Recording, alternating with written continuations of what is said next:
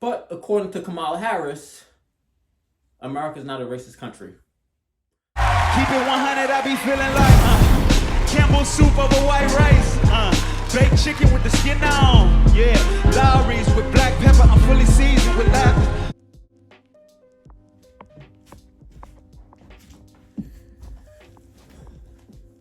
What's good, percenters? It's your boy Dre, and welcome to my channel. Keep it on Dre.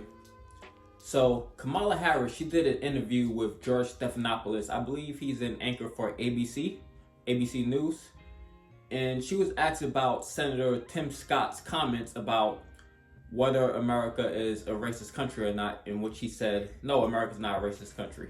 And here was Kamala Harris's response. Take a look. Senator Tim Scott said last night that America is not a racist country. Do you agree with that? And what do you make of his warning against fighting discrimination with more discrimination? I believe that we need to, well, first of all, no, I don't think America is a racist country, but we also do have to speak truth about the history of racism in our country and its existence today. And I applaud the president for always having the ability and the courage, frankly, to speak the truth about it. He spoke what we know from the intelligence community. One of the greatest threats to our national security is domestic terrorism, manifested by white supremacists. And so these are issues that we must confront. And it does not help to heal our country, to unify us as a people, to ignore the realities of that. And I think the president has been outstanding and a real national leader on the issue of saying, let's confront the realities and let's deal with it, knowing we all have so much more in common than what separates us. And the idea is that we want to unify the country, but not without speaking truth and requiring accountability as appropriate. So I could just say what Kamala Harris said and Senator Tim Scott said makes no sense. What I'm going to do is I'm going to present just 3 facts to show just how racist America still is and debunk what they're saying. So this study is from Human Rights Watch, and it's every 25 seconds someone is arrested for drug possession in America. So take a look at these facts. Despite shifting public opinion, in 2015, nearly half of all drug possession arrests, over 574,000, were for marijuana possession. By comparison, there were 505,681 arrests for all violent crimes, which the FBI defines as murder, non-neglect manslaughter, rape, battery, robbery, and aggravated assault. This means that police made more arrests for simple marijuana possession than for all violent crimes combined. Over the course of their lives, white people are more likely than black people to use illicit drugs in general, as well as marijuana, cocaine, heroin, methamphetamines, and prescription drugs for non-medical purposes specifically. Data on more recent drug use, for example, in the past year, shows that black and white adults use illicit drugs other than marijuana at the same rate, and that they use marijuana at similar rate. Yet around the country, black adults are more than 2.5 times as likely as white adults to be arrested for drug possession. In 2014, black adults accounted for just 14% of those who used drugs in the previous year, but close to a third of those arrested for drug possession.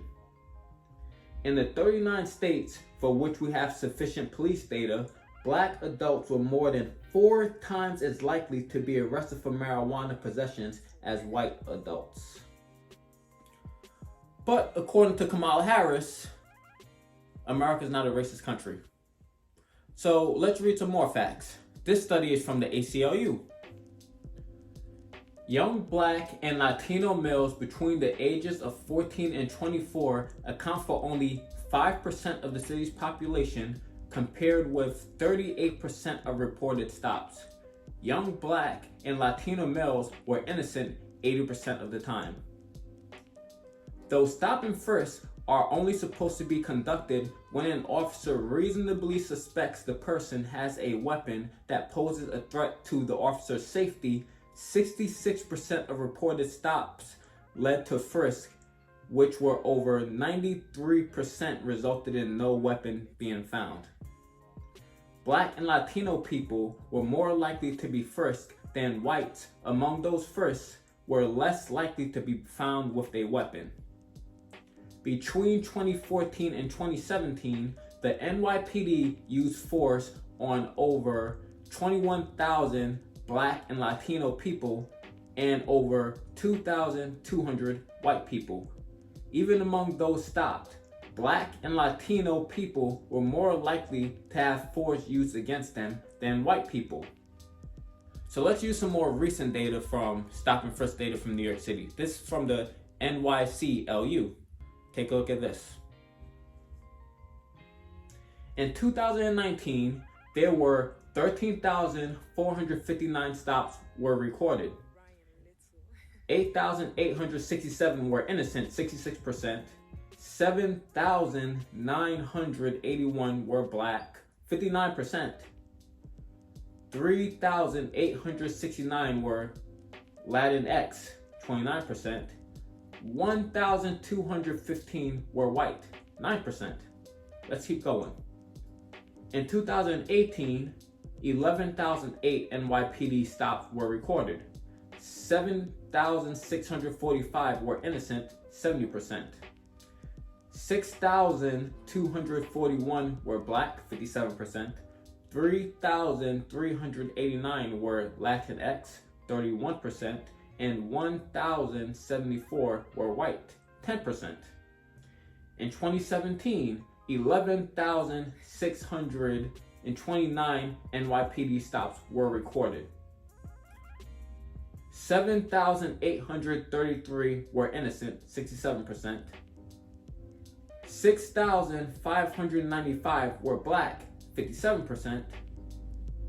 3,567 were Latinx, 31%, and 977 were white, 8%.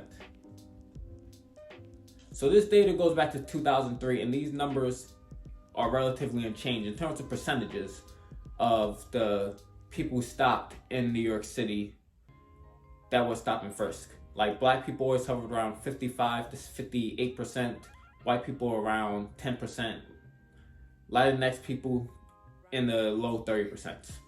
So, but according to Kamala Harris, America is no longer a racist country, or is not a racist country. So, let's debunk that with some more facts. So, researchers at Northwestern University, Harvard, the Institute for Civil Social Research in Norway on hiring discrimination from 1989 to 2005, they conducted some research. So I want you to take a look at this as well. They looked at two kinds of experiments, resumes and in-person audits. In the first, researchers sent out resumes with similar levels of education, experience, and so on. But the names differ, so resumes have stereotypical Black or Latino name, and the others have a stereotypical white name. In the second, applicants go in person to apply for a job. They each share similar qualifications, but some are white while others are Black or brown. In total, the researchers produced 24 studies with 30 estimates of discrimination for Black and Latino Americans, collectively representing more than 54,000 applications submitted for more than 25,000 positions.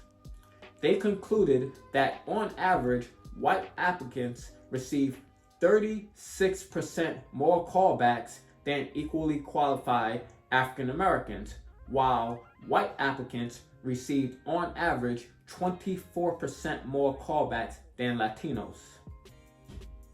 So what this study is saying is people that have the same qualifications, the same education, same background, that's Black and Latino,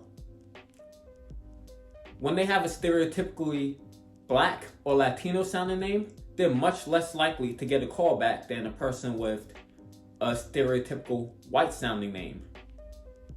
But apparently, according to Kamala Harris, there's no racism in the country. we're not a racist country.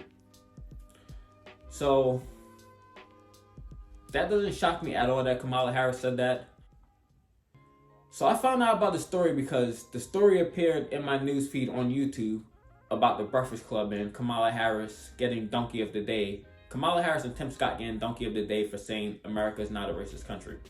And I didn't really care to watch what they had to say about it because I remember when Kamala Harris ran for president, they were all pretty much simping for her, giving her complete softball questions, gaslighting people who had legitimate criticisms of her. So I didn't really care what they had to say. So I didn't watch their criticism or critiques of her because I don't care. I don't care for it.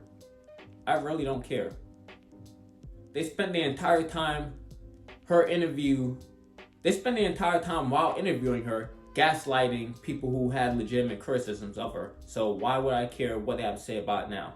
So that's how I found out about the story, and I had to watch the original clip to see what she actually said. And yeah, complete nonsense. Tim Scott doesn't really surprise me because he's a Republican. That's the nonsense garbage that they push. America is like a fair country, a country that claims they believe in equality. It's what you call it?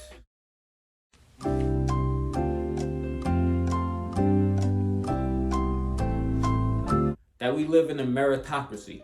That's what they claim. That's what Republicans claim. So it didn't surprise me that Tim Scott said it, and it doesn't surprise me that Kamala Harris said it either, to be completely honest. But I just had to see her exact words in what she said. So, like I said, I'm not surprised. But America is absolutely a racist country, and Kamala Harris said complete foolishness. So that's all I gotta say for this video. If you like the content, like and subscribe to the channel, turn on the post notifications so you know I post videos in the future, because YouTube will not show you my videos if you do not do so. But I gotta leave you with one more thing before the video is over, and that's the word of the day. The word of the day for today is baffled. Baffled is spelled B-A-F-F-L-E-D.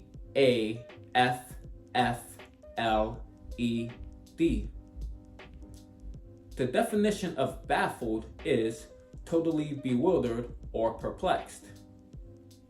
So now I will attempt to use baffled in a sentence.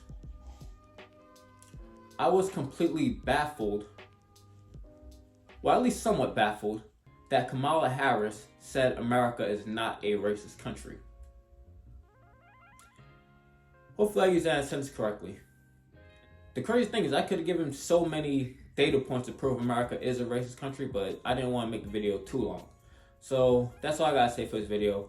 If you like the content, like and subscribe to the channel, turn on the post notifications so you know when I post videos in the future, because YouTube will not share my videos if you don't do so. And use baffled in the comment section below in the sentence so you know you watch the video to end. Or you can tell me what baffled you about that statement. So again, thanks for watching the video. I'm Sanders. Peace. Well, I've been stacking up. Nah, really that ain't accurate, cause I just spent my whole damn advance in the past couple months just to compensate for times we ain't have enough. Ooh.